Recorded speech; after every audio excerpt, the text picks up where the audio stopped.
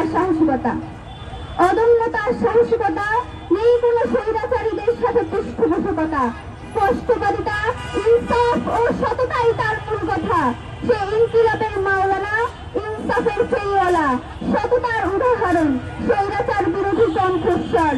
সে অদম্য সাহসিকতার গল্প, তার সাহস সার্বভৌমত্ব রক্ষার শিল্প, তাই তো সে অমূল্য। সে উম্মাদ, সে ভাসানী, সে ক্ষুদিরাম বসু ও প্রতিবাদের কবি, সে আগ্রাসন ও আধিপত্য বিরোধী বাগ্মী, সে জুলাইয়ের ধারক, সাহসিকতাই তার বাহক।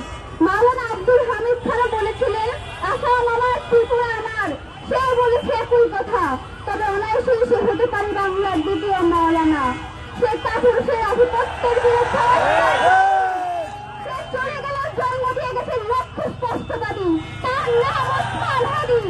সে বলেছিল, আমি তাই করি ভাই যখন চাহে মন যা, করি শত্রুর সাথে গলাগলি, করি মৃত্যুর সাথে পাঞ্জা। সে লড়েছে পাঞ্জা মৃত্যুর সাথে, শিখিয়ে গেছে ফ্যাসিস্টের বিরুদ্ধে দফায় দফায় স্পষ্ট ও সত্য উত্তর দিতে।